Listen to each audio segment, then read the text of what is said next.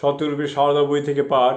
বিষয় শ্রীমা দীক্ষিত গৃহ সন্তানদের দৃষ্টিতে। লিখেছেন প্রদ্যোৎ কুমার সেনগুপ্ত। পরবর্তী অংশ। সংগোপনে থাকায় অভ্যস্তা মাকে তাহার পার্শ্বদগণ আরও সংগোপনে রক্ষা করিতেন।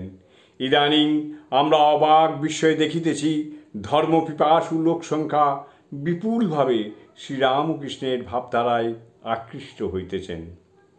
আরও বিস্ময়ের উপরে বিস্ময়ে দেখিতেছি কিছুকাল যাবৎ যাহারা এই ভাবধারায় আকৃষ্ট তাহাদের প্রধান আকর্ষণ শ্রী শ্রী মায়ের কথা জানিবার এবং শুনিবার।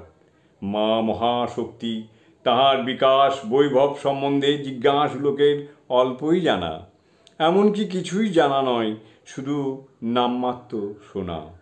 লাবণ্য কুমার চক্রবর্তী আরও বলেছেন, পূজ্যপাদ শ্রীম আমার সহিত প্রথমে প্রত্যালাপে লিখিয়াছিলেন, শ্রী শ্রী ঠাকুর ও মা অভেদ, একই সত্তা, খোলসে মাত্র তফাৎ, নর আর নারী দেহ।